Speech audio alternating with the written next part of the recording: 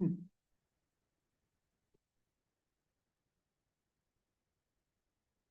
right, and we're live. Let's call to order. It is 7:02 p.m. on December 14th. Kay, could you do roll call, please? Jay Engstrom, Here. Nicholas DeFrank is absent. Jeff Davlin is absent. Nick Mission, Here. Kim McGee is absent. Jarrett Mork. Here. Kay Gianetti is absent. Jess Robeson. Here. Cindy Saplesio. Here. All right, thank you, Kay. First item is review of the agendas. We have two separate ones. We have the one from October 10th and one from November 9th as well. Do commissioners have any questions about the October 10th?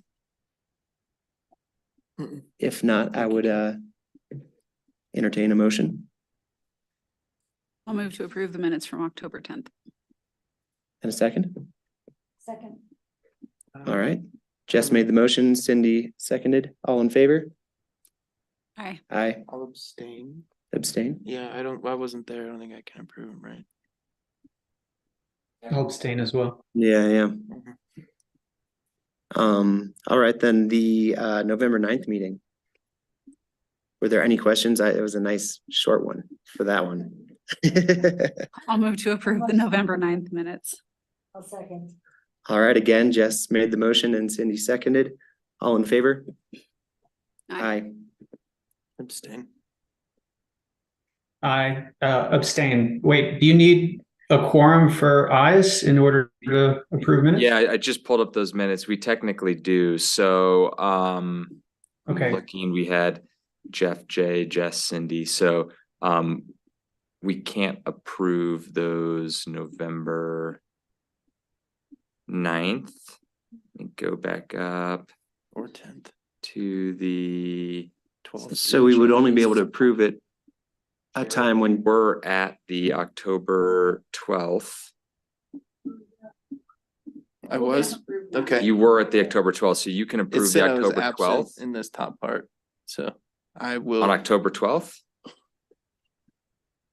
Oh no, I was on the wrong one. My Yeah. bad. I will So you move. can approve October 12th. We can't approve the How was Great. it? November 9th. I hereby change my vote to aye.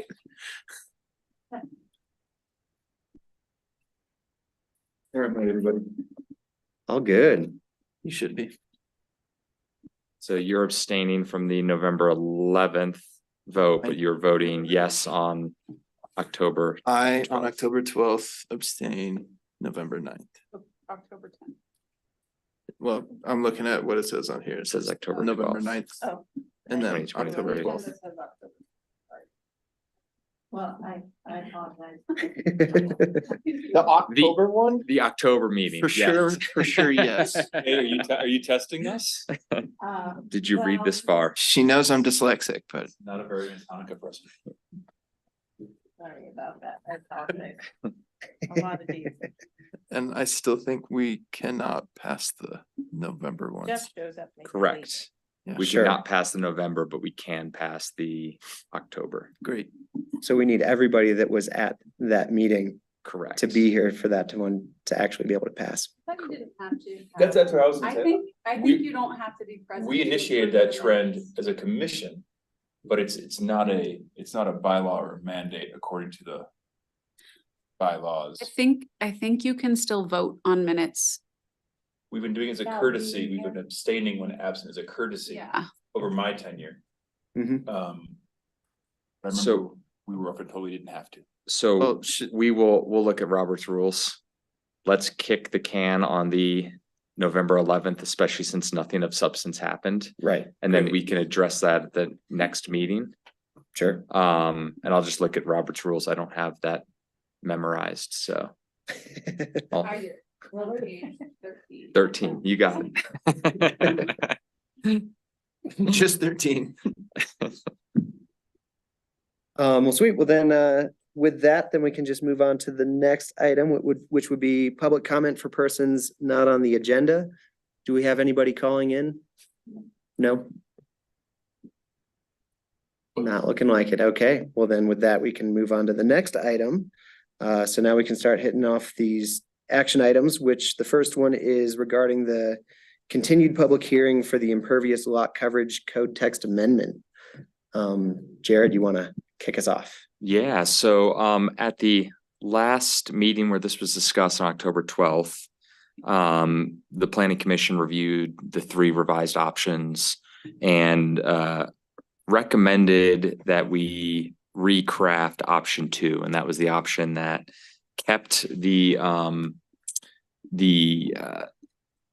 deck and patio exemption, but removed the permeable pavers exemption as kind of moving forward. One of the concerns that the planning commission brought up at that time was if this would have a negative impact on ADUs. And so the direction was to look at potential regulations that would allow parking related to ADUs to potentially be exempt from impervious lot coverage, so that that wasn't a inhibitor for ADUs being built.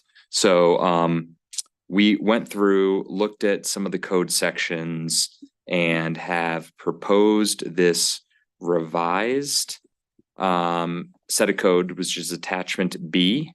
And so you'll see section 3.8.5 of the UDC was revised with the red line strike through. You can see the pervious paving section is removed. So the former subsection F was removed, but a new subsection was included where it basically states parking spaces for accessory dwelling units required to meet code requirements can exceed the impervious lot coverage maximum up to 600 square feet. We felt that number was good, 10 by 20 times 2, add a little wiggle room for, necessary ingress, egress movements. And so we felt 600 square feet was kind of a decent rough number, while also qualifying how the parking space had to be utilized in order to get that exemption. Mhm. As we drafted that, we kind of looked at some of the other sections of the code, specifically 372, which is the maximum impervious lot coverage. And when I looked at that, I felt that adding a footnote in there to kind of tie back to this ADU regulation would be helpful for people looking there. And then the other section being section 5.8.3, which is the off-street parking requirements. We made some changes there. One, to remove the last sentence there about the area reserved for parking spaces shall be included in the lot coverage calculation. Replace it with may be exempt from lot coverage pursuant to this other section. So kind of, again, refers you back to section 3.8.5 of the UDC. So I think this largely captures kind of the direction that we heard from the Planning Commission at that October meeting. And so with that, we are recommending that this draft language be recommended to the Board of Trustees for approval. And so that's the first motion on page 3 of the staff report. If you guys feel that there's still additional discussion or modifications of the code that need to be made, that you feel this needs to be continued, I'd recommend that we continue it to January 11th, which is the next regularly scheduled Planning Commission meeting. So I'm happy to answer any questions you might have. I didn't think about that until just now, but we've already closed the public hearing part of this, correct? Yes, but if someone was interested, you guys are more than welcome to Sure. reopen that. Okay. Awesome. Are there any questions for Jared regarding the updates? Jared, thanks for going through all this and highlighting everything and making this pretty clear for us. I appreciate it. Made it really easy to kind of look over everything.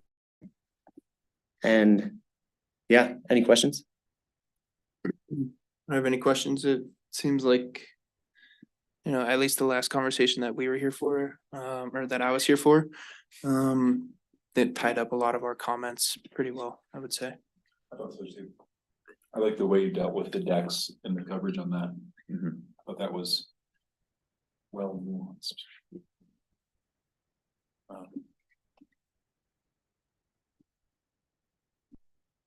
I did have one question just in regards to, I know that we had discussions about roof overhangs exceeding a certain distance, Mhm. just because I do really see that as kind of a, how do you argue if a deck is because I know you did mention in here, and I'm not sure which part it was in, but it mentioned having a covered deck, Mhm. and that would be considered impervious. But I guess where does that line get drawn? If they have a roof overhang that extends halfway across their deck, where do we tell them that, you can't go from the property line, you actually have to go from the edge of your roof? So I would view that if that is a standard architectural roof overhang for that building. Let's say the building is largely 3-foot roof overhangs around the building, and that extends over a deck, that would just be a standard roof overhang. Okay, But if the rest of the building is 1.5 foot roof overhangs, and then you have this deck that has a 5-foot roof overhang, I would say that would start to qualify as a covered deck. sure. So another way of thinking about it, if the overhang responds to the deck, Mhm. then it is not, then it could be considered coverage at that point. Mhm. Sure. Do we feel like the text in here is adequate for that,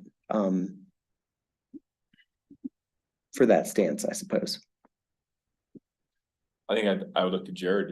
I feel like you're the one that's gonna be, like, do you feel that you have what you need? It sounds like we all quickly kind of responded to that one. Mhm. Do you feel that you have the language in here to give yourself the ease with applicants? Yes, although I think the language you use, Nick, could be added, and I think that could be beneficial.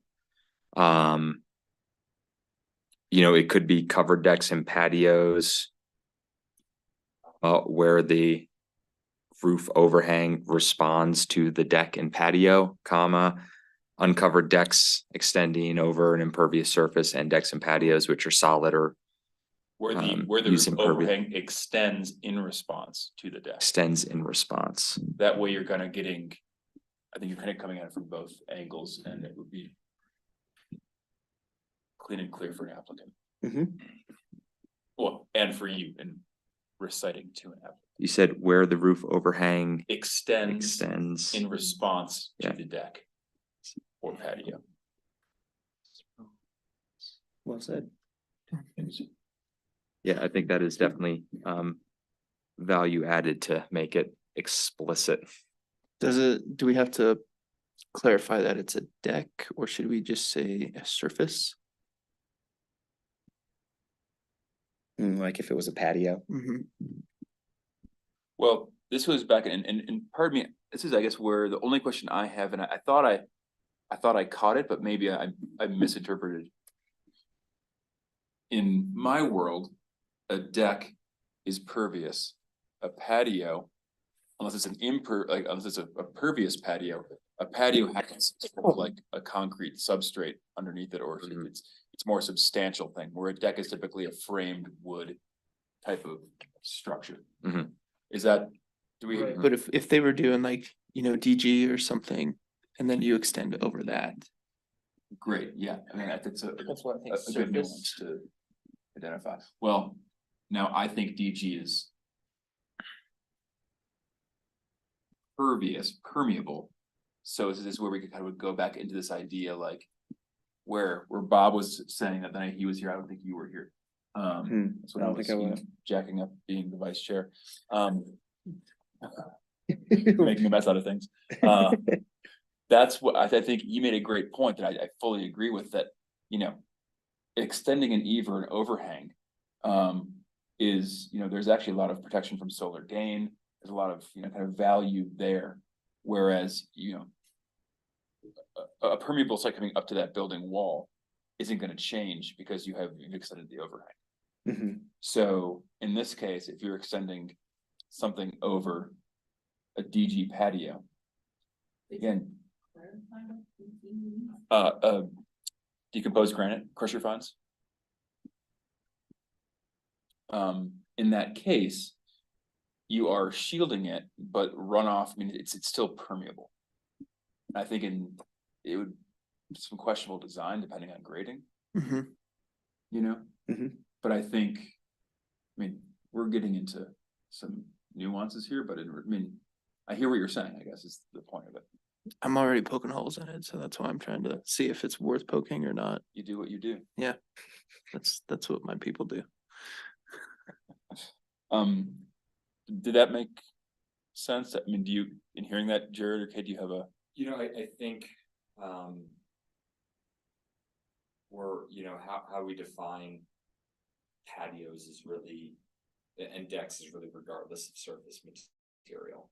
And so any finish on a deck or patio, if it's covered in response to, as you're saying, where the overhang is responding to that feature, it would be considered impervious because the roof is blocking the water from Mhm. seeping in that area.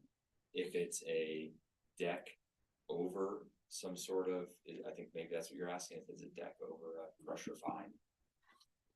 I'm saying like, if you had a deck, a patio, or just any sort of like landscaped surface that you are then blocking that Yeah, so permeation.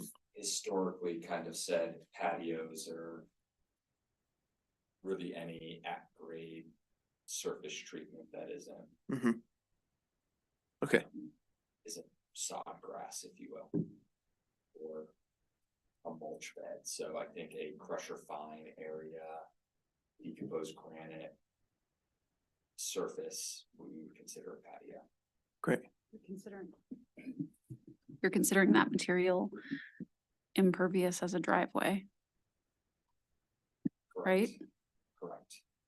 Parking and driveways are impervious regardless of material. Well, no, I'm confused. It says parking areas and driveways regardless of surface materials are I've succeeded. impervious. So if you're counting gravel, And why did we make that decision on making those standard impervious?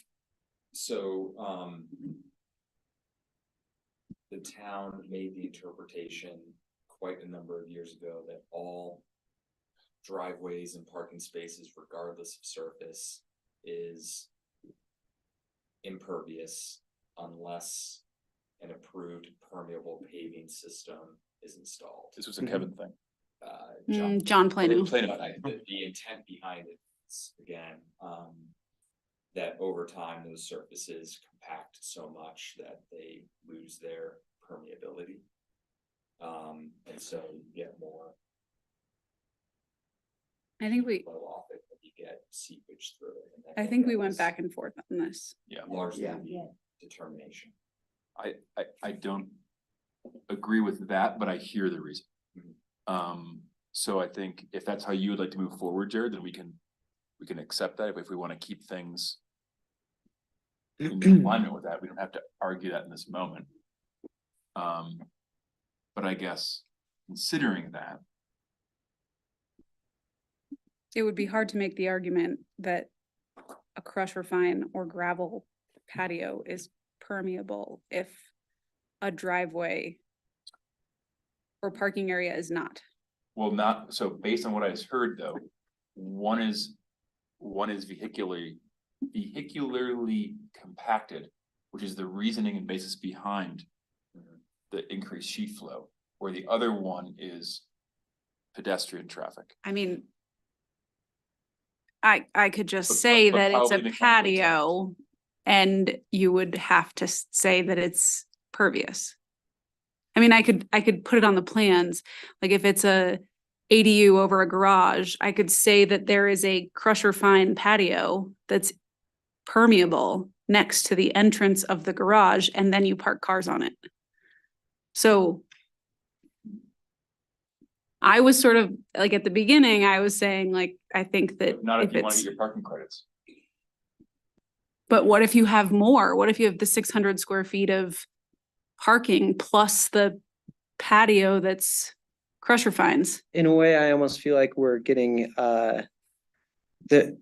there's a flaw in the entire terminology of the impervious lot coverage. Because, I mean, we're not, in this case, we're not really talking about imperviousness of the materials. In a way, it should almost be like hardscaping and roof areas, lot coverage.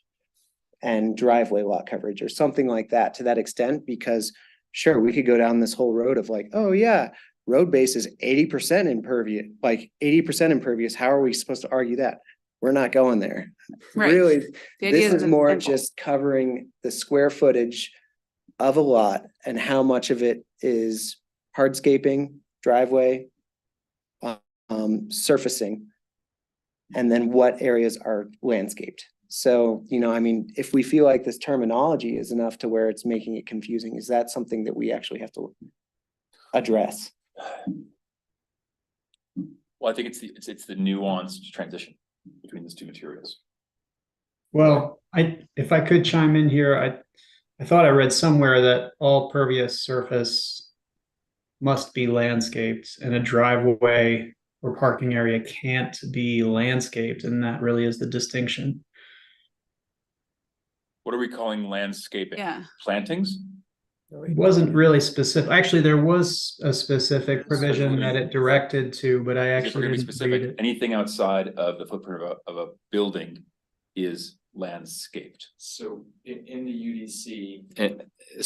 Sorry, Nick, I didn't have my mic on. So yeah, in the UDC, so in attachment A, there's the two definitions. One, the definition of impervious lot coverage, and two, the definition of pervious surface. The pervious surface is the sum of areas of a lot or parcel that are landscaped with vegetative material and other areas not covered by buildings, parking areas, carports, driveways, accessory structures, sidewalks, or other areas covered by impervious surfaces.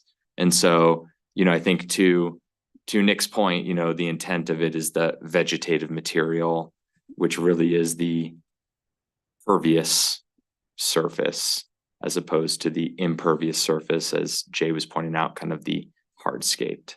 Right. And so we do define impervious lot coverage, and it's kind of the inverse. It's that portions of a lot or parcel covered by buildings, parking areas, carports, driveways, accessory structures, covered porches, sidewalks, cantilever portions of a building, or other areas covered by water impervious surfaces. So okay, an example of a question here. So the CCP project over on 133.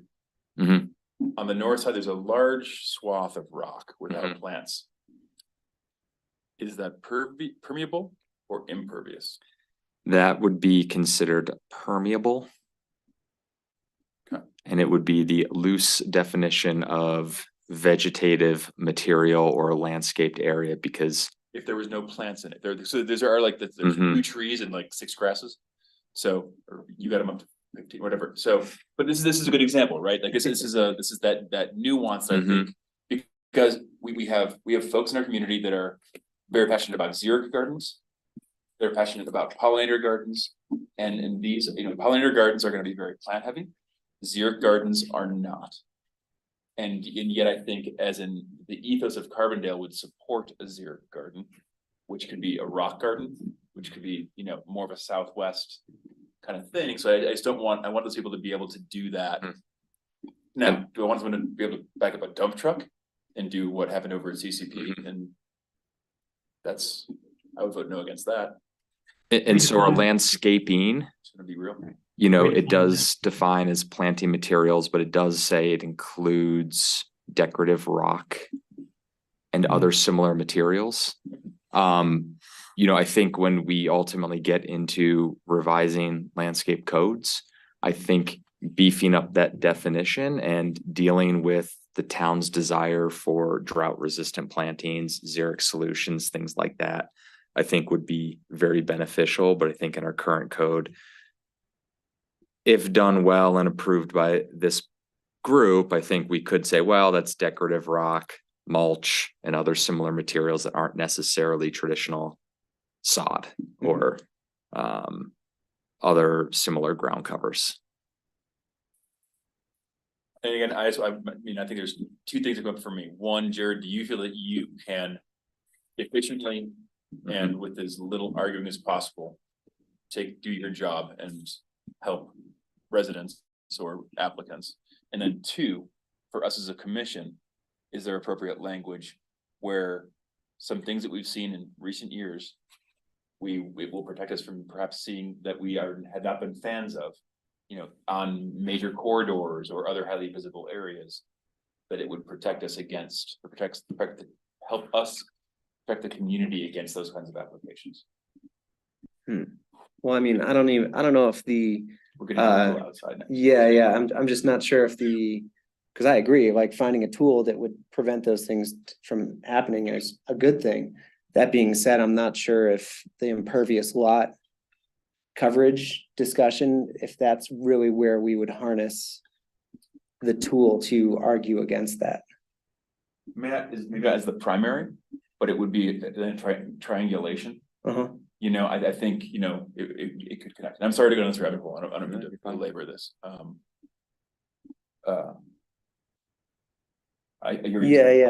Yeah. And so, I mean, maybe the ticket for that would be that when we are making those, if we were to make those updates, then we can go back into this impervious lot coverage and add additional text within this, if that is what we need to do to help to triangulate kind of what you're discussing. And we could put that in at that time, because I feel like we wouldn't be able to add that information in now without diving into those portions of code now too. And uncorking a whole lot more than we want. Right.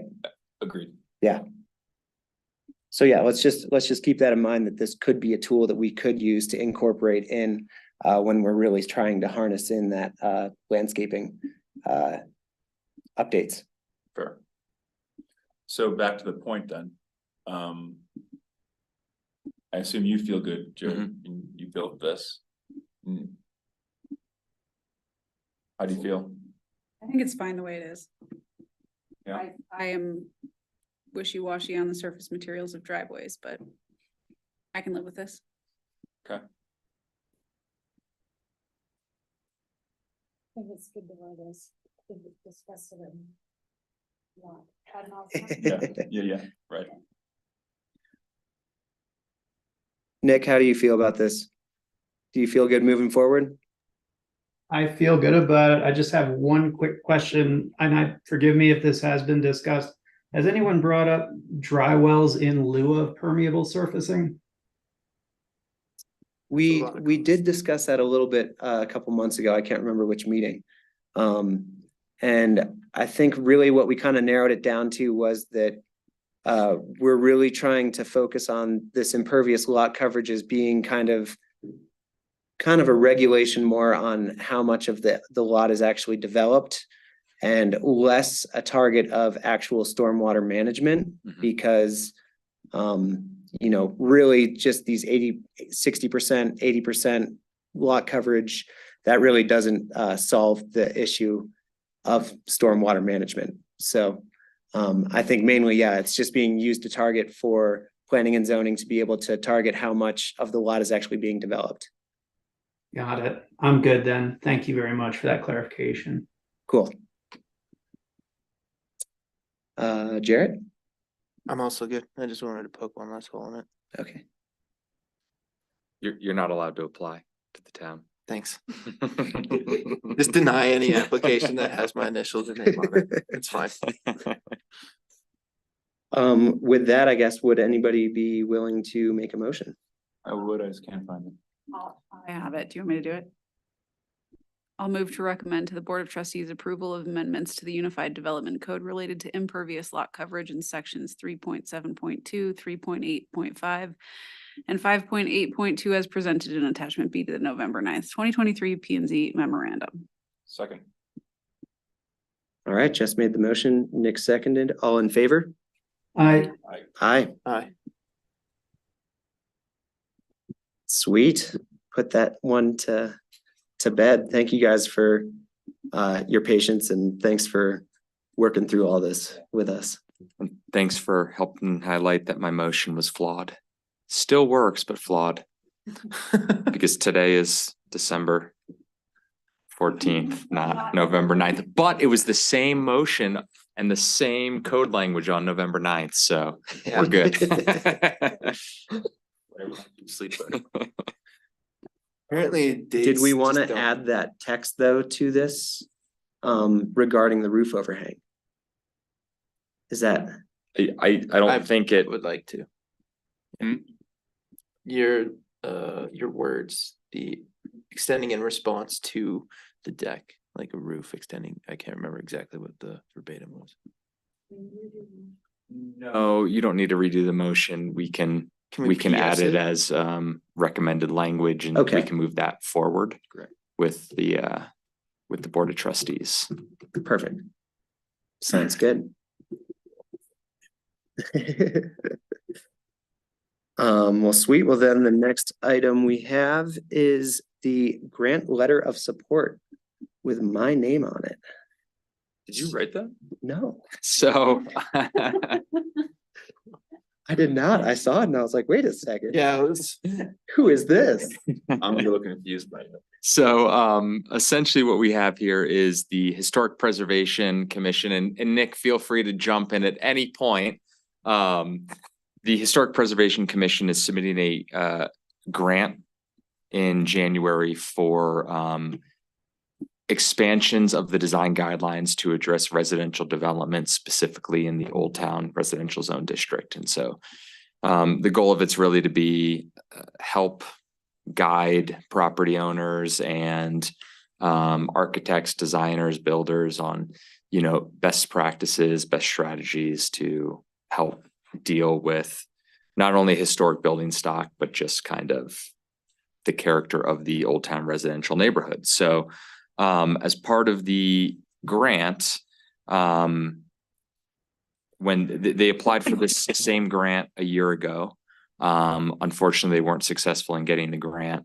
And some of the feedback we received as a town was, we'd like to see more community buy-in, to understand that the community is generally supportive of this concept, not the outcomes, but at least the concept. And so we wanted to get this before the Board of Trustees and the Planning Commission. The Historic Preservation Commission is circulating their letter to members of the community to see who is willing to support this.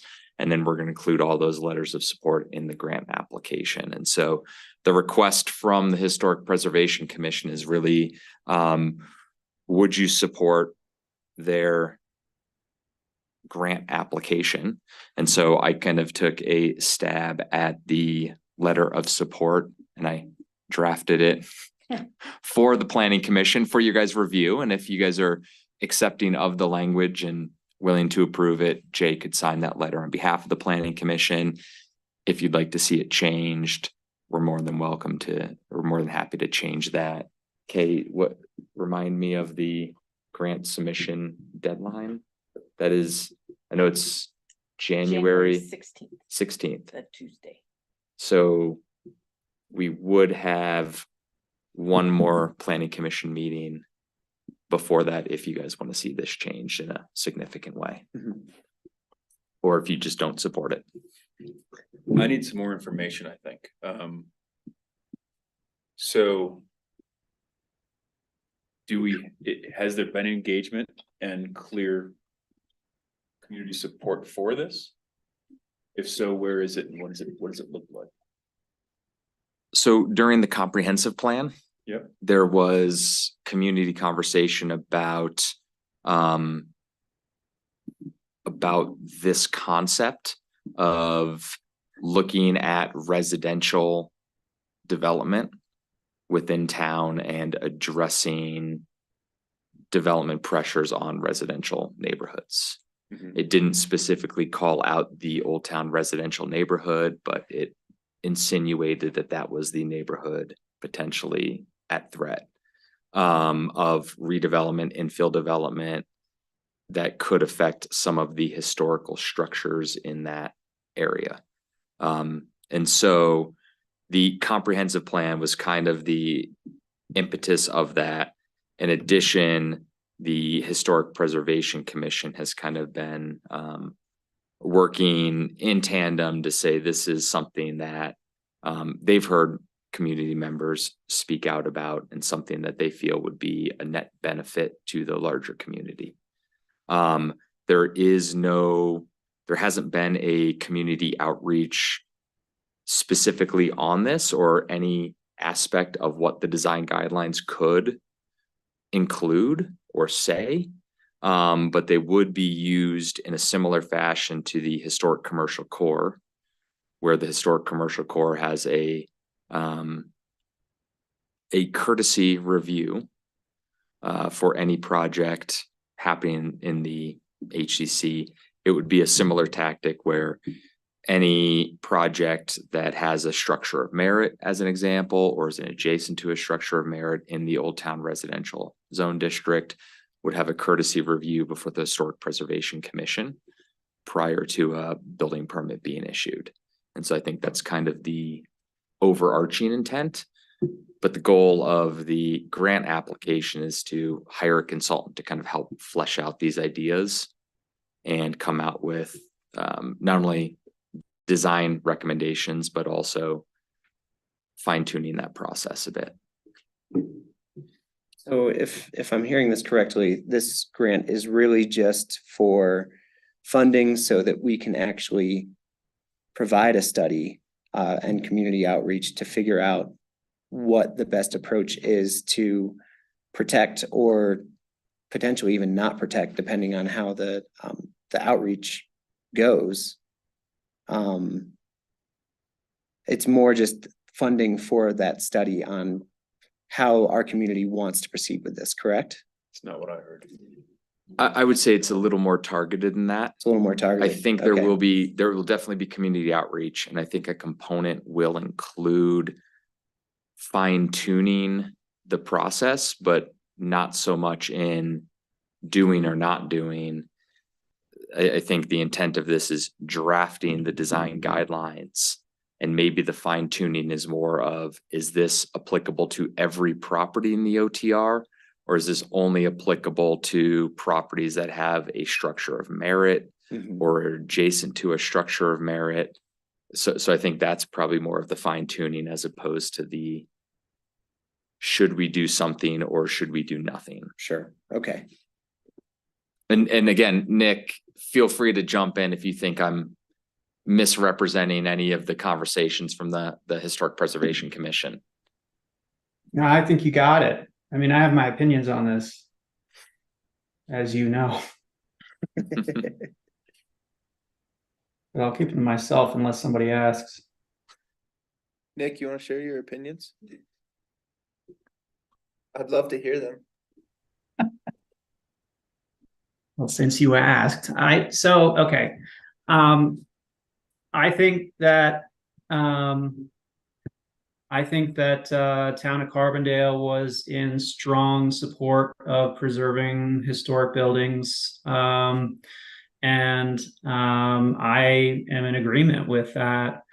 However, I think that, when the comp plan was being drafted, and when the outreach took place, Historic Preservation Commission's purview was the HCC, which is the public realm or the marketplace of Carbondale, Main Street, and a little bit of surrounding area. HCC is growing. We like that.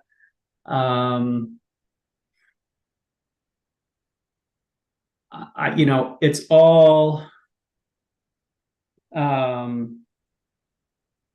we're talking about here, or all that the Historic Preservation Commission does, in terms of regulations is provide recommendations to people who are asking. It's all advisory, and nobody's suggesting that it's truly regulation. It's just, here's our thought on this subject. We reviewed your project. We think, you could do a better job of preserving the historic asset. Maybe think about, repointing the brick. Maybe think about the erosion that we see on the asset. Is there a maintenance plan? Following National Park Service guidelines as it relates to historic assets. Would this But- grant, Nick, would it make these meetings a requirement? Or would No. it still be an optional meeting? It's advisory. It's an advisory position. Well, And that advisory is doesn't add, advisory, doesn't answer the required or non-required nature of the meeting though. Advisory would just mean that it's a non-binding conversation. That's right. That's what But it is the conversation in the first place would that be a requirement of these guidelines? No, I don't. It really isn't. Well, actually, in HCC it is. What? So So just for clarification, so I wrote residential historic guidelines for years. And so I think the question I have is that there are a lot of questions that are defined as part of this. And so I think it'd be really great for our public to know if we're going after a grant, is it an open-ended thing where we're just kind of saying, hey, we're going after this thing and we're gonna have a consultant who's gonna come back and recommend our approach? Or do we have an approach at the onset that the Historic Preservation Commission, Nick, is wanting? Is there a goal in mind, the level of tooth? Typically with HP guidelines, we put it like on a scale of 5 of toothiness if we can. And right now it's like a non-binding, and it sounds like an optional meeting, which would be not optional. So in the historic commercial core, it is a required meeting. Yeah. The recommendations are non-binding and optional. If you are, I believe our current code, if a structure is greater than 50 years, regardless of whether it's in the HCC or not, there is a required meeting before the HPC, and I can verify that last one. I think the intent is to have design guidelines to assist. I think part of what we're hoping the community outreach will tell us is this a required meeting for all? Is this an optional meeting for all? Or is there optional for most, required for some, depending on whether the structure you own has been surveyed as a structure of merit? And I think that's where we're hoping the consultant and the public outreach can help. When I say define the process, it's define that aspect of it so that the community has buy-in on, is it 100% optional, 100% required, or something in the middle? Okay. How much is the grant request for, Nick? We're requesting $25,000. Roughly And half. just to be clear, I just want to say that I'm struggling with this one. I'm not on board 100%. I'm not fully aligned with the committee on this. I'm struggling with it because I'm not sure it's inclusive. Can you talk more about that, please? Well, OTR is not the public realm. Those are individual homeowners who have, taken it upon themselves to band together and I think put this thing forward. And my concern is that it doesn't serve the greater community, that it serves OTR and residents of OTR. But it's, if we're talking about guidelines and the guidelines end up being inclusive, meaning somehow we can help, find a way to facilitate a more shared experience with an OTR, then yeah, I think that's great. But my concern is, and I think this may be a slippery slope in some regards. That's not me saying that. But I just somehow would like to figure out a way that if Town of Carbondale is okay with this, that it's, headed in the right direction. I agree with that. As well as the slippery slope comment. And I do stand corrected, it's only the HCC for structures over 50 years. It's not townwide. Okay. Gotcha. Um, Jess, Cindy, Jarrett, do you guys have any comments on this? I feel uneasy about it. Mm-hmm. I'd like just see more documentation of like what we are going to be recommending or requesting or putting our name as a committee on. This, is it a 1-to-1 match? No, No, no. 0. So it's the certified local government grant is a maximum of $25,000. Right. If we can do we can do a match. If it exceeds that, but it's a hard 25,000. We can't get any more money than that for that particular grant application. Typically, something that would cost around $50,000. So because We're not getting quotes like that? because we already have historic design guidelines, Oh, be rewrite. and the request is to add an additional chapter to our existing design guidelines Gotcha. just for the Old Town residential district and residential development. We're getting quotes back that are pretty darn close to 25. Okay, thanks for the correction. Can I say? Of course, feel free. So I just want to make a point that this summer, when we had buildings that aren't granted, they're federal. I'm not arguing that point, but these buildings are older than 50 years. Some could argue that they don't have the integrity. A lot of people in town argued that they were an important part of Carbondale. And you had a lot of public that were very passionate. So if you're questioning whether people care, we have a perfect example of what happened this summer over buildings. And I have to disagree with Nick that preserving some of the historic building stock in the OTR doesn't serve the overall public good. We have lots of people that come to town for, they walk around. We have some really good feedback from our plaque program. We've got 100 buildings that have been surveyed that are structures of merit. Over half of those, if you count the buildings in HCC that have plaques, now have a plaque. We have walking tours. A lot of people are interested in the history of Carbondale. You have residents here that are very passionate about the history of Carbondale. We have the Thompson House that's falling apart. It's the only building in town that's on the National Register. So I think that this is part of Carbondale. I'm hear you guys talking about what is Carbondale. This is Carbondale. The design guidelines will preserve part of the heart and soul of Carbondale.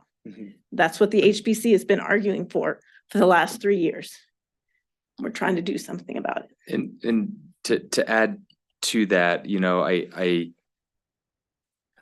I think I hear the concern from Nick, and I hear the concern from you, Nicholas, about, how prescriptive or required are these? And I think what the Historic Preservation Commission is requesting is just help us get funding so that we can ask the community how prescriptive do they want these things? Do they just want design guidelines that someone who's designing can look at and say, okay, here are some maybe best practices that I can incorporate into my design or not incorporate into my design. Here's some recommendations that I can use, but don't need to use. Or, if the community is as supportive of preserving historic stock, do we want to have a mandatory yet non-binding review to assist a designer, right? And so I think all they're saying is just give us the opportunity to get a professional in here to assist us with asking that question to the larger community. We're not going to prejudge what the outcome is. And so I'll kind of leave with that. And So- if I could just say one more thing, and I'm in 100% agreement with Kay. I am all for the preservation of historic buildings in OTR and the rest of town of Carbondale. What we're talking about is new construction. Reviewing new construction. I'm really confused now. Yeah. I think it's a component of new construction, but I think it's also the design guidelines are intended to address remodels, additions, ADUs, things along those lines that may not be a tear down rebuild, but may just be a refurbishment and addition of an existing building. I'm more than happy if you guys want to see the grant application. I'm more than happy to send it out. It's the draft form. We're waiting for comments back, but I'm more than happy to send that out if you would feel more comfortable reviewing that before you make a decision. Is there concern about if we push this to the next meeting so that we can get that additional information? Is there concern of timing with getting this grant or No. communications or anything like that? The next meeting is January 11th. The final draft is due the 16th. It would just be the last piece. Right. Sure. So the grant's going to be written. The trustees have blessed the Historic Preservation Commission. They signed a similar letter of support Tuesday. So they are supporting the Historic Preservation Commission moving forward with this grant application.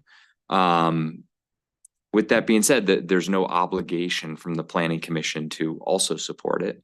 And so, yes, we are more than happy to get additional information about the grant and the grant application out. And if you guys want to review that and have this conversation on January 11th and say, sure, we will support it, or no, we don't want to toe dip into that. And we just want to let the trustees and community members and apply for this grant and see where the chips fall, that both are very viable and acceptable options, all three.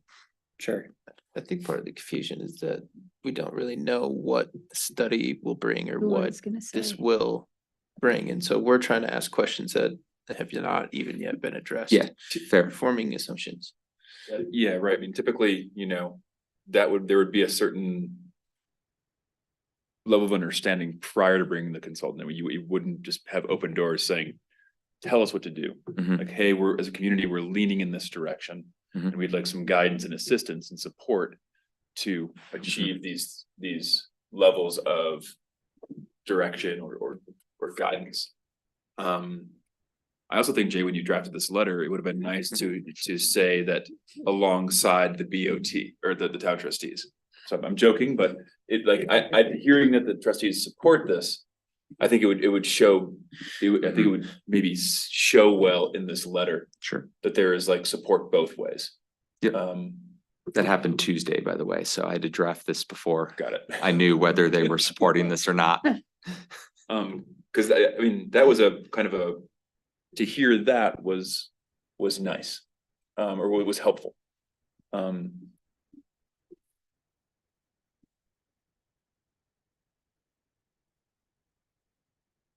mean, I'm happy for the next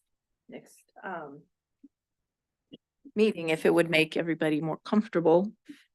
Just a history, I mean, we do have design guidelines. We do conduct courtesy reviews. Mhm. And they've increased over the last couple of years. The Dinkle building went through a courtesy review. There have been a couple of minor modifications along Main Street that have gone through courtesy reviews.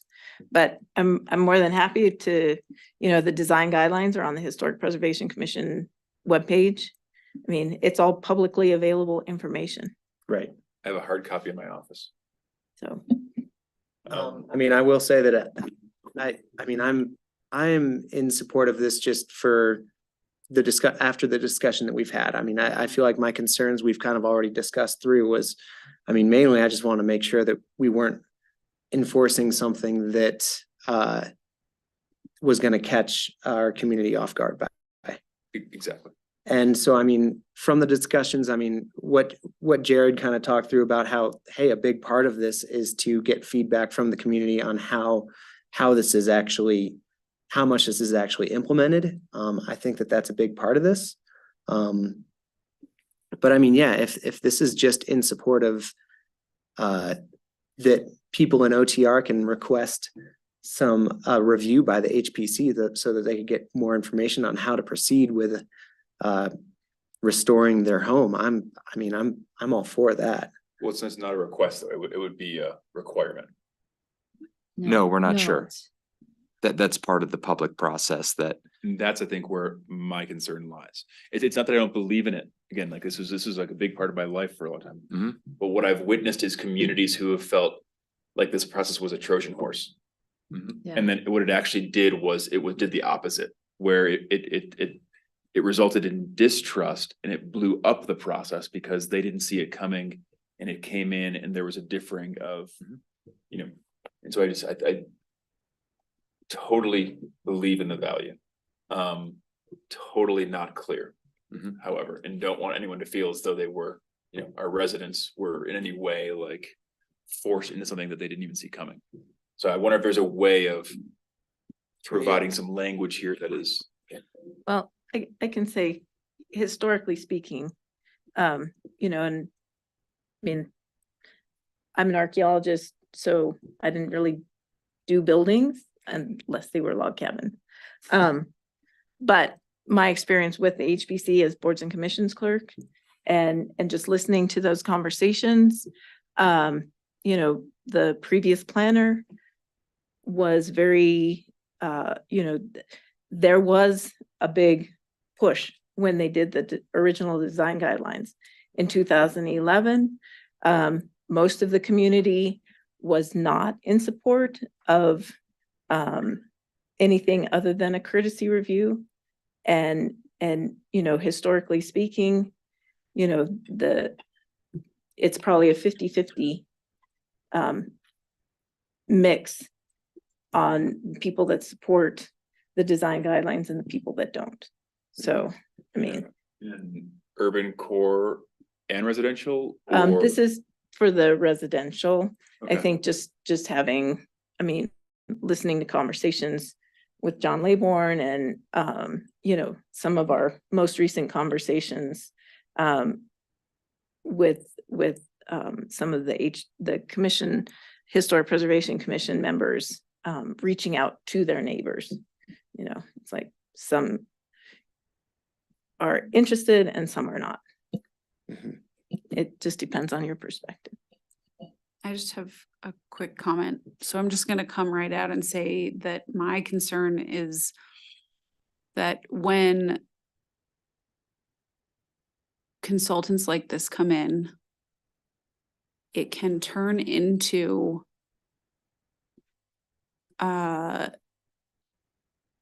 the neighbors or the residents who are sort of anti-development and don't want the infill and don't want the ADUs.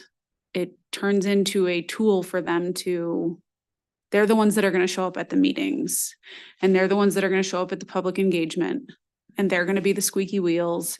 And so it makes me uneasy that those people are going to come in and say, we want reviews and we want them to be required, and we want them to be enforceable and binding, because we don't want the riffraff in our neighborhood and the ADUs and the development and the infill.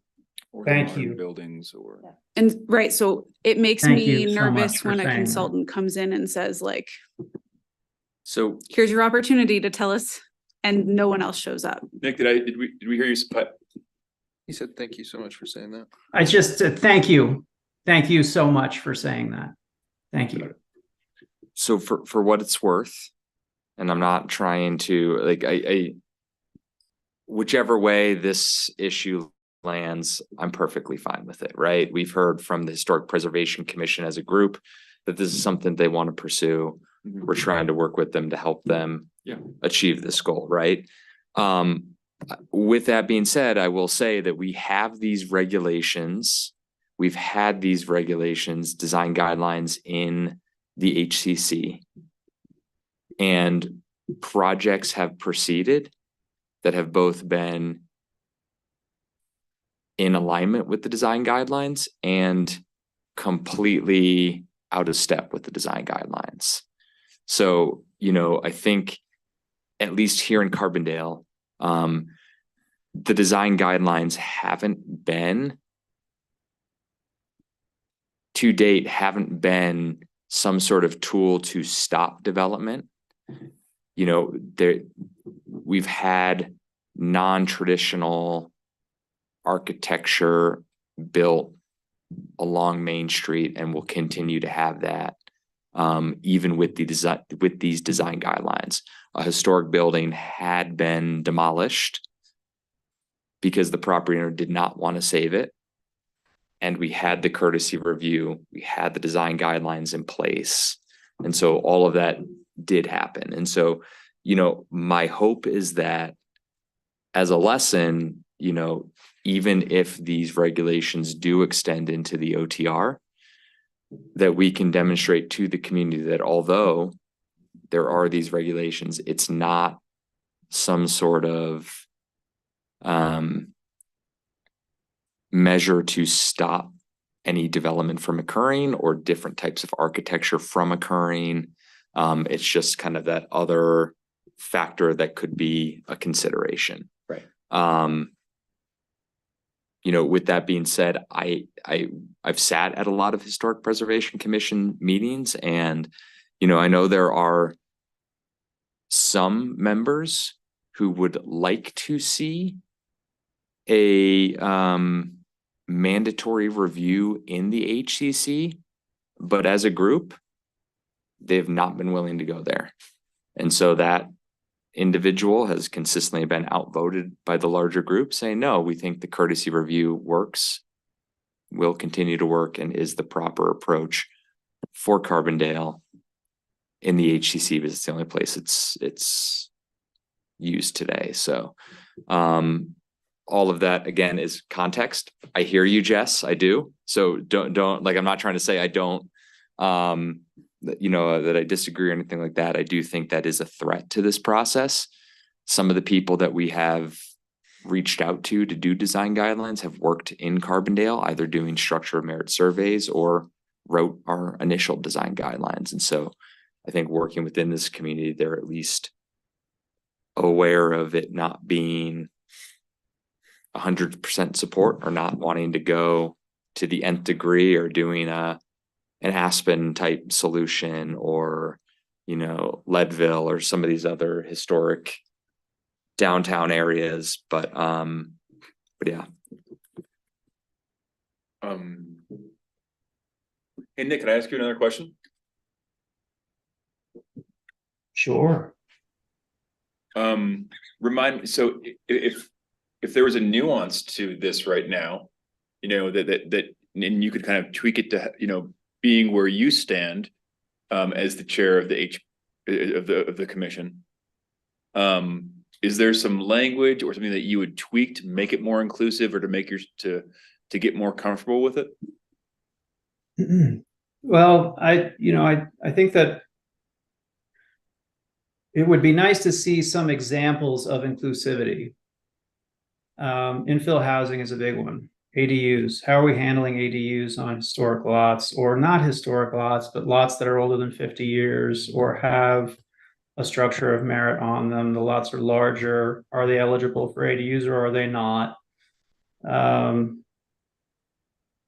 You know, is this going to drive up the cost per square foot, or is it going to drive down the cost per square foot in OTR? I think maybe generally speaking, that might be the bottom line. Right.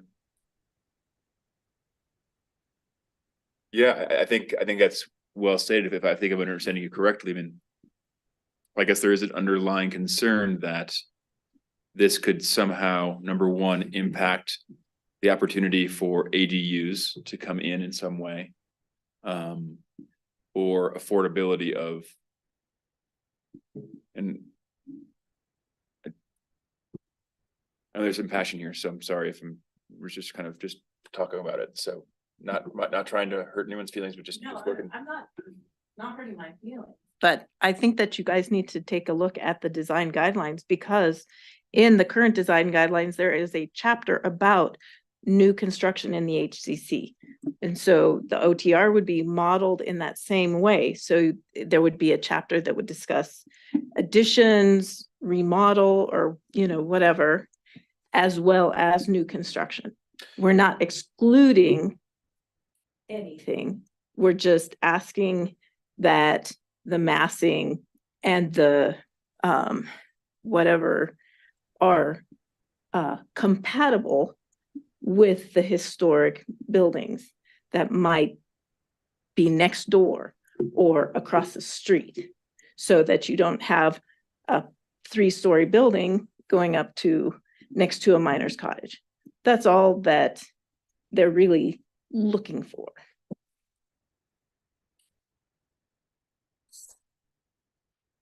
So again, I heard inclusivity is something that's important in the future design guidelines.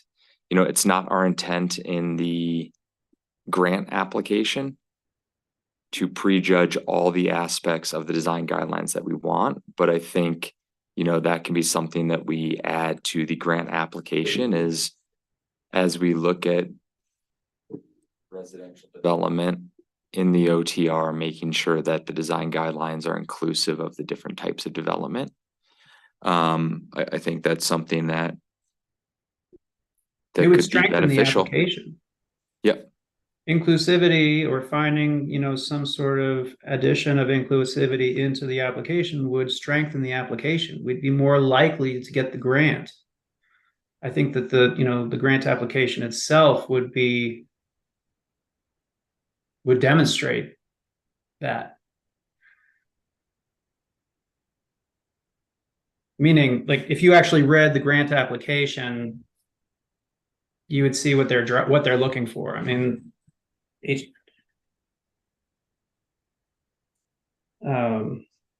Saving Places, right? This is the organization that we're actually submitting to, okay? History Colorado. History Colorado. I think History Colorado would be more amenable to our application if we found a way to add some language that was more inclusive. So I think to help move this conversation forward, what we can do is we can bring this back at your guys' next meeting. We can include maybe some revisions to the draft grant.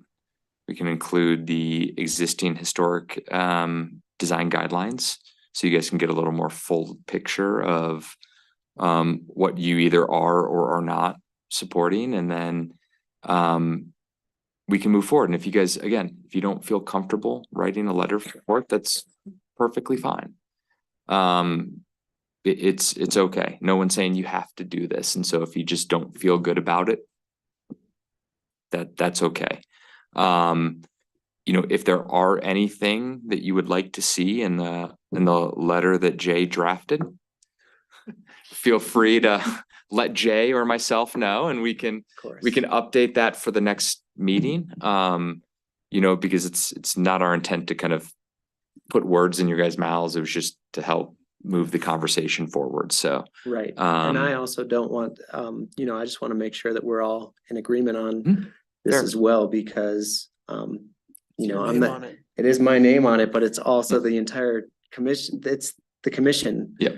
writing this letter. So, I just want to make sure that we're all in agreement on this. So, I mean, if we all feel like, we're going to have a better ability to make a decision if we have more information on this, then, I mean, I'm fine with postponing this until the next meeting so that we can kind of address some more of the concerns that some of us may have. Just real quick, so this is just the signing the letter for the application for the grant to get the consultant to come in. But once he comes in and gives the town or the commission ideas or suggestions, will that come back to us? Mhm. Yeah, we'll see it again, right? mhm. Right. And we'll see what they say. And so to me, it just seems like if they're gonna give us some information that might be beneficial, we should probably try to get it. And honestly, Cindy, I'm kind of in agreement with you. It's, this is to get the ball rolling, to have Yeah, the discussion kind of this that is we're not a- having right now, in a way. I mean, this is to get money so that we can have somebody actually look into this and actually come up with an option for us to then review. When,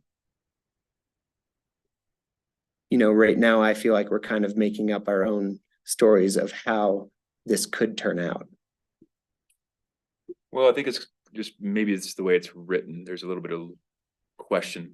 Maybe this way I'm reading it. Sorry, my interpretation. The letter itself that we're showing here. Yeah. It does something, I mean, by no means am I against this. I'm just trying to figure it out.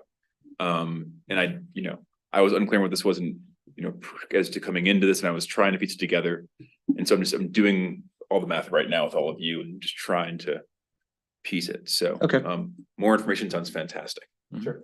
So we can all truly back it if it does feel good. Mhm. And yeah, I mean, I'm happy to work on this letter and, work on my letter. But no, I'm happy to sit down with Jared and Nick and whoever would want to kind of work on drafting this so that it feels like it's fitting kind of what we want to say a little better. I mean, I'm happy to do that. So. Yeah.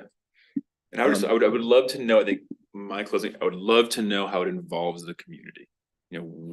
How folks have a voice, how they are educated, or provided information on this. That seems like something that I would really personally like to understand better. Understood.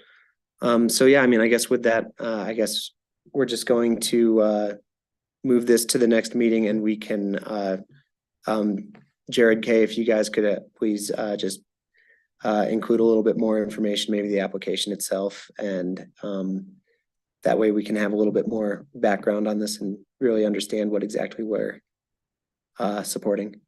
Yep. Okay. Everybody feel good about that? Okay. Nick, you feel good about that? Perfect. Great. So then that moves us on to the next item, which would be the 2024 P and Z Commission schedule. Which is, yeah. Yeah, okay. so. Okay. The calendar. The calendar. Okay, so, this is just, based on the cadence of the regular meetings, the second and fourth Thursday of every month.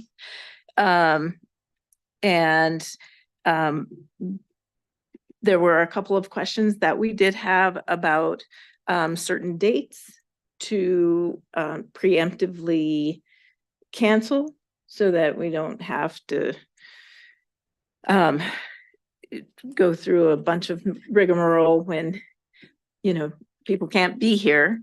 And then those dates right now are the we were concerned about the last Thursday in March. That's the Roaring Fork School District Spring Break. Mountain Fair is, would be July 25th. Thanksgiving Day and is November 28th. And then the day after Christmas would be December 26th. So those are sort of some of the dates that we have questions about. The other part of the conversation is if you appreciate the Outlook invitation, if you find that that's not really all, if it's just more cumbersome because we still seem to be sending emails out about attendance. Do you want me to continue to do that or not? Sure. Okay, let's talk calendar first. Are there any other dates that you guys see there being any issues? Nick? We are meeting on my birthday. I'm a little concerned about that. No, I appreciate you all thinking about Mountain Fair and school district stuff. So that was great. Mhm. Is there a fall break? So it is. I don't have kids.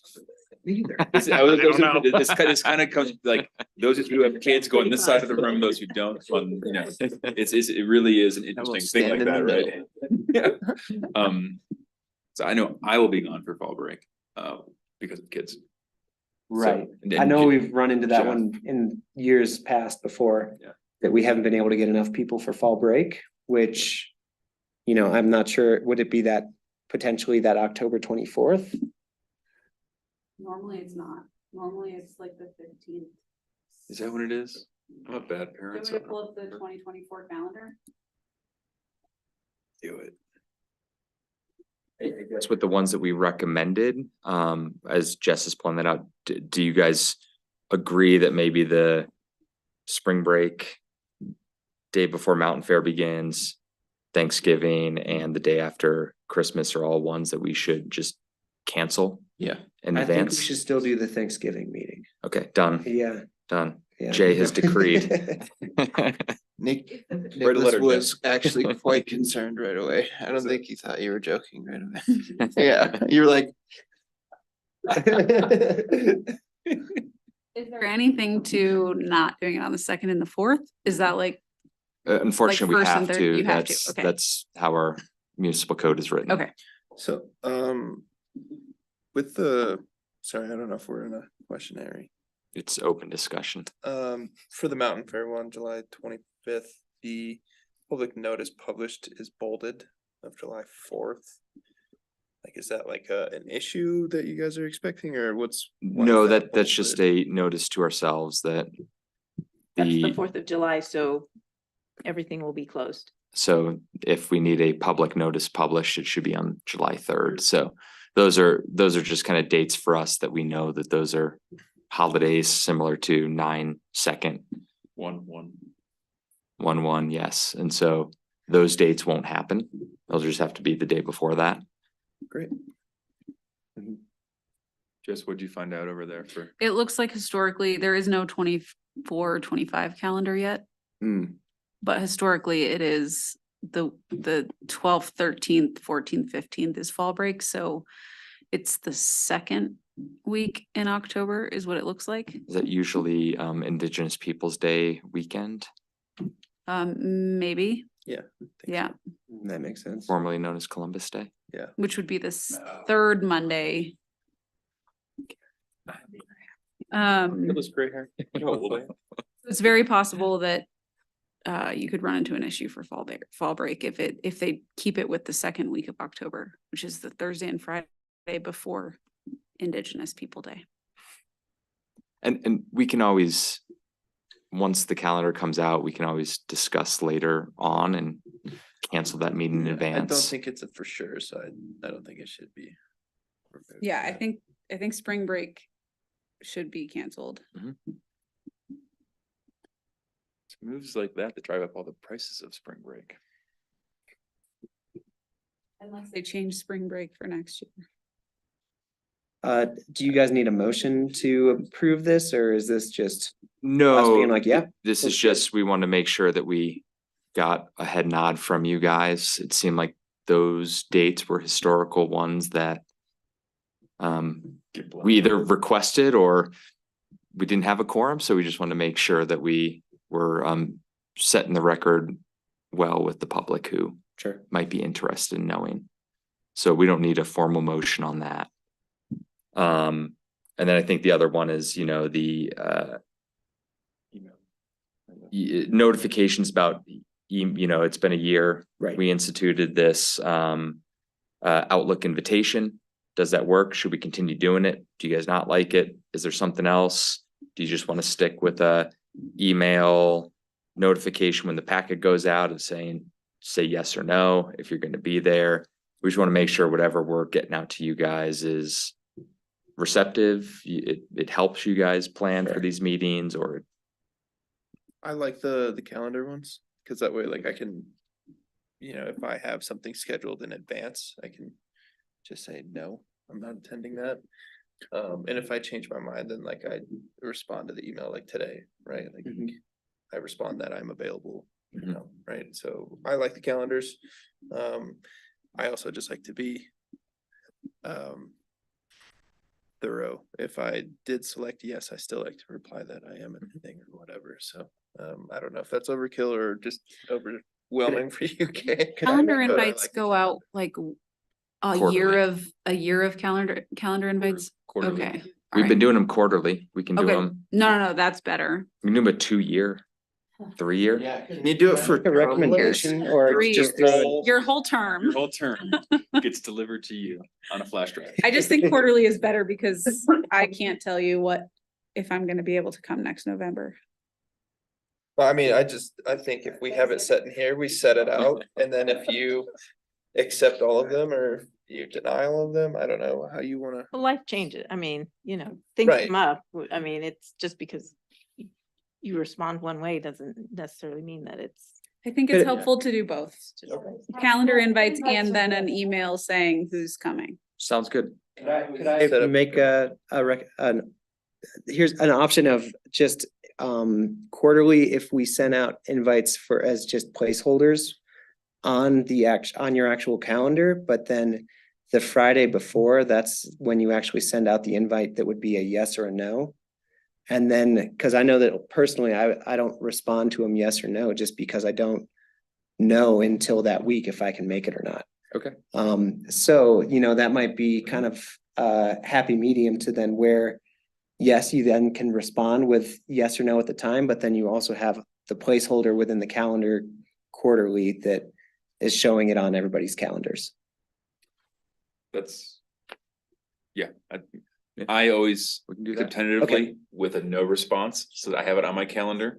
Because I have kids, it's never a yes. until- Right. and- And then the thing is, I end up like scrolling way through my email trying to find it so that I can then say yes or no. And then it's like, now I can't find it. And it's like, I don't know. I always just So- adjust it to set a reminder, cause like if it's not looking like it, like, you know, 2 days before or 3 days before, I'm like, no, I'm not doing this. Or if I just click no, but. I think we all have our own strategies as well. But yeah, then I think by sending that out the Friday before, then I feel like then you'll hopefully get those responses, the yes or no that You got it. you're looking for. You got it. We will do Cool. that.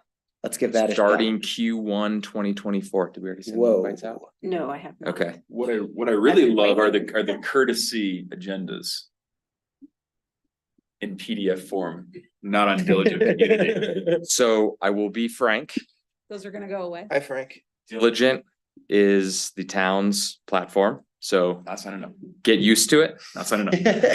But See his great. to be hair? honest, in Diligent, you can click meeting packet and you can download a PDF locally.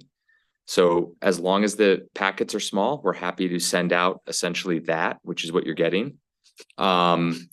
But when the packets are large, because we have an A and B or some other massive application, it does get very difficult to email those out. And so in those situations, we'll probably just force you to have to download the PDF yourself. Do you guys use Blueberry?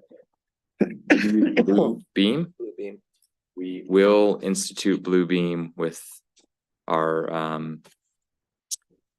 with any future update we have to our, permit application and review software. So I have a session in here that's like, this is all my packets that I've been through. It's got the code, it's got the UDC, it's comp plan and everything like that. It might be easier to upload the PDF to there. Or you could just use Diligent. How do you download the Because whole thing? in That's Diligent, though? what the town is doing. I will say Do you, that being one of the people that actually has to compile up to this point, 8 packets a month, having Diligent saves a lot of time. Yeah, And it's a lot fewer keystrokes than having to, send a courtesy and then upload it to Dropbox and include that link or include the town's link. I mean, it's a lot of keystrokes and it might not seem like that much, but if you are doing a lot of meetings, it does add up and detracts from some of the other things that you need to be doing. but just for clarification, there is a way to download everything pulling that up right now? all at once? Cause when we had that A&B Bank, there was like Mm-hmm. 6. So if you dashboards. go to Diligent for tonight's meeting, Mhm. right here in the print version, agenda packet, it will do essentially what Kay has been emailing you. So we'll still have all the hot links, but include everything in a single PDF that you can. Great. This is Download. blocked out for me, but there's that download button in the top right over there. Yeah, I think the first time I did this was with that A&B Bank one where it was so many different attachments. Yeah, and so it really does help, especially with the larger ones, the download packet. It's essentially what Kay's emailing out as the courtesy packet. Right. I just know there will be times where we get those large applications and we just can't. Got it. There we have it. Good. Easy. It's always open on my tabs, so. How do I stop sharing? With that, should we move on to staff updates? Yeah. Staff So updates. as you guys can see, Our room is small. our room is small. So, I guess the Getting first smaller. large update will be, as you're aware, if you've read the Soper Sun or paid attention to the Carbondale, Colorado Facebook page or the news or anything like that, we have a large influx of refugees to our community. And they have been housed in the 3rd Street Center for good amount of time now. Unfortunately, the 3rd Street Center cannot house as many refugees as they would like in that space. And so the Board of Trustees have been looking to alternative locations to house refugees.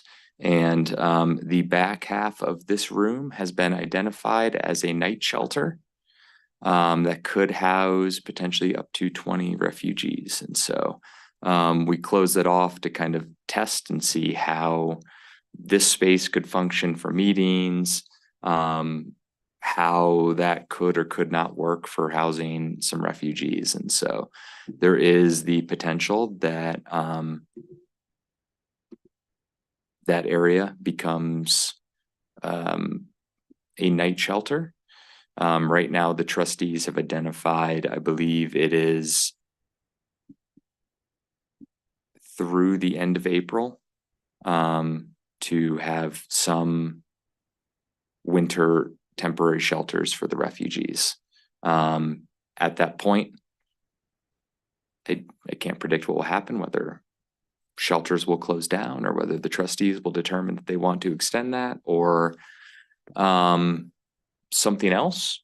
but that's kind of what we're looking at here in the short term. And so, you know, we're open to concerns, comments, thoughts you guys might have. We've considered, do we continue to hold meetings in this location? Do we look at other potential locations to hold public meetings? And so there's a lot of details that we're still trying to figure out, work out, things along those lines. Yeah, I would say that is probably the biggest staff update.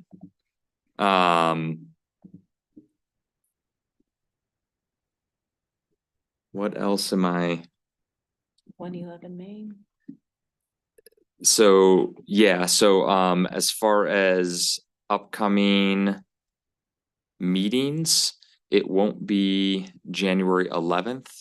Right now we are looking at potentially a planning and zoning commission meeting at the beginning of February for a 111 Main annexation.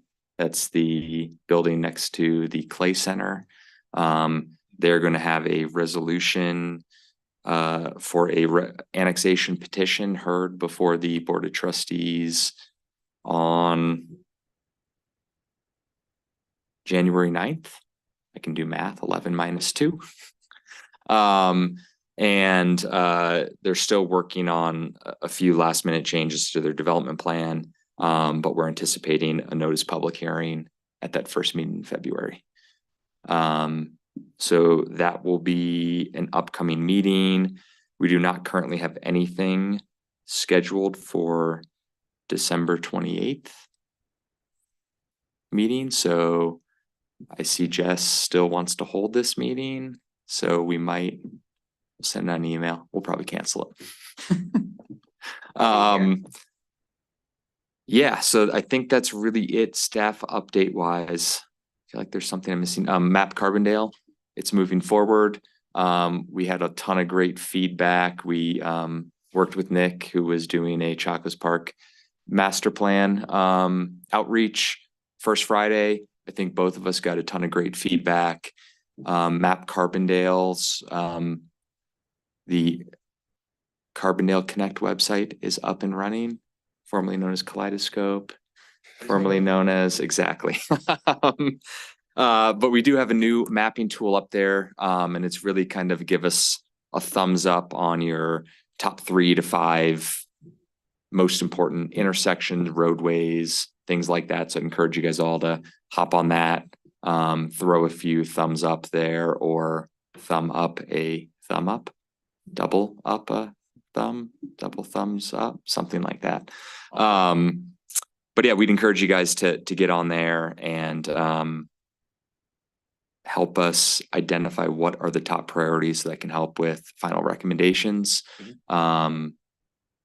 We are currently looking at maybe getting some final recommendations late first quarter 2024, with hopes of bringing that kind of back to everyone in some form of plan adoption. Maybe second quarter 2024 is what we're currently identifying.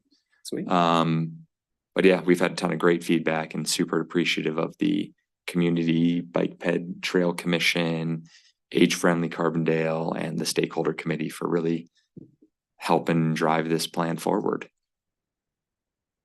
That's all I have.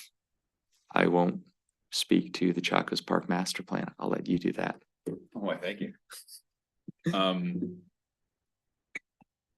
gonna start with a question on it. How are we allowed to engage this commission or communicate? Are there any rules around just communicating about it or anything like that? Given some of the stuff with Town Center, all of a sudden I kind of froze, not knowing, you know, if I share it with y'all, can people then, you know, at some point, I'm not sure how due process will take it. So could you provide some guidance on that? Yeah, I mean, I think we can certainly have a public meeting. You know, we can present the plan, get feedback. Individually, there's no issues with people participating, providing feedback. But I would want to avoid violating sunshine laws. And so if we have a group of planning commissioners, I think it'd be better to do that in an open meeting. I think the difference between Chacos Park master plan and the town center development application is because the town center will come back as a land use application before this commission. Right. Chacos Park master plan, it's a master plan, so it tends more towards that comprehensive plan type process where Schematic design. it's a design, it's a overarching plan, it's a public facility, it's not a land use application. And so with that, I think certainly more feedback is better. And, you know, if you want to have a formal meeting, I'm sure Jay would be happy to entertain that. I can write a letter for him if we need. Yeah, I can definitely write a letter about that. Great. Then cool, thank you for that. Mhm. So yeah, we had our first kickoff event, our first Friday event. You probably have all seen the red phone booth over in Chacos Park, which is kind of a nice prop that we used for it. We had 117 different responses, which was pretty awesome for a first night out. Mostly catalyzed, of course, by Matt Carbondale being there. Oh no, I meant Santa. That's what I was saying, Santa. It was so really awesome kind of guidance out of the gates. What I can share, and so since then we've also met with park staff and done kind of a review with them. We have met with Parks Commission just last night, as a matter of fact, and did a review with them. Tomorrow we'll meet with town leadership to discuss kind of check-in with them, and then we'll be doing the first check-in with BOT next Tuesday. Our steering committee has been formed. We have 8 people, one alternate that are taken from a kind of a mosaic composition of our community, food and beverage, kind of creative zones, local business owners, entertainment folks. It's like a nice swath of folks from our community who are really excited to be part of it. That steering committee will meet for its initial kickoff workshop on Monday from 3 to 5. So we have a lot of irons in the fire. It's going full steam ahead. In general, the early takeaways are that the community is excited. There's a lot of kind of understanding going on about, and we also engaged the Chacos family. So we had a really nice sit down with them to understand more about kind of how they see it and kind of their gratitude for the kind of the naming of it. So good education, good energy behind the whole thing. And the early takeaways are the number one vote getter currently is a permanent stage, small, but one that is meaningful and that would have a multifunctional benefit. So it wouldn't just be a stage or a band show, but you could kind of think of it as perhaps some sort of space that could be slightly elevated, a step or two, that would also double as movable chairs. Think of it like an outdoor lunch space where people would, our residents would kind of freely pass through with a nice vantage point of kind of the downtown intersection, 4th and Main. So a lot of talk about that. Seating and chairs, movable has been a top piece as well. I think what we've taken from this so far is that people want to be able to use this space. Everyone knows about the 44 events that happen there every year and how, everyone loves those, from Dia to Farmers Market to Light Up. It's all a big thing. And yet it's 44 days. The other 300 plus, everyone's like, well, what do we, it's just a kind of a grass thing right now, and we don't really get to use it that much. So we really appreciate hearing about wanting ways to passively use it for that majority of the time. So that's going to be a big piece. And then shade, once the trees and then the storage area went down, it kind of, people are getting blasted out there. So that's where we're at right now. Next steps are going to be visual preferencing based on the first round of engagement. Everything we've heard back has been tallied, and we have early matrices that are being built, and so we'll pull precedents from that, and we'll go back to each group and have them start doing, kind of that typical process that we all know so well, to really help refine the character, the qualities, the materials that the community feels are most appropriate or most in line with the character of our community. Mhm. That's about it. That's where, you know, that's kind of the nutshell of it. But it's great that everyone's so fired up about it, and the people are asking a lot of questions, and it's been a really positive experience overall so far. And the fact that Yancey is doing public engagement, people are just like, their minds are blown to see him out there in his cowboy hat with like engagement cards and like questionnaires. I think that has been one of like the personal delights of the process so far. So that's, I was shocked on Friday. it's unbelievable. He was here last night for Parks Commission, and he was like, people were just, they were loving him. It was great. So, yeah, so stay tuned. I mean, it would be awesome for, you know, if, however you'd like it to work, we can think about that and open to making it happen. So We can chat more. Question Mhm. for all of our fans online. If people still have comments and want to provide feedback, how do they provide feedback? Awesome. Thank you, Jared. So the phone booth prop is going to be live for the entire process. And so what we did is we worked out these 6 questions. The 6 questions provide a general from different angles, so that no one question is like just too much, so that the greater community gets confused or doesn't get it. So the 6 questions, so each 2 weeks, the question will be changed, and cards can be provided in the phone booth. So they can be pinned up if you want to be public about your opinions, or there's a present inside. You can put your card in the present, and it's more of a, you know, discrete voting process. So that is the big piece. Then there will be, we have a series of focus groups that we'll be working with as well. And so people can reach out for those.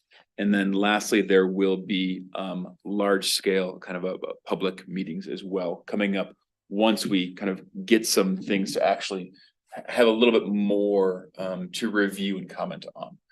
And which will be, there'll be kind of a programming or kind of a bubble diagram with character piece moment. And then there will be the actual kind of schematic designs.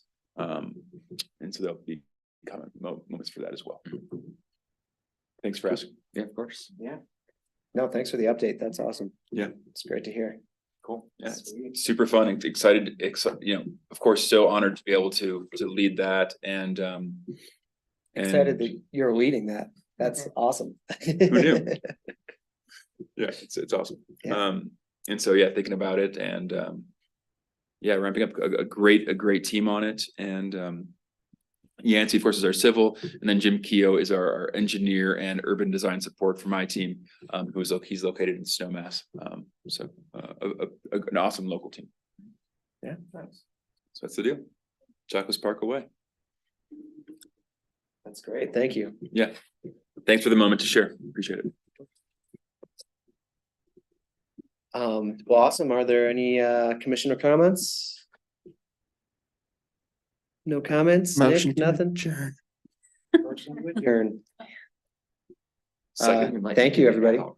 Say what? So didn't even let you get it out. I know, he just said I was robbed of my last motion.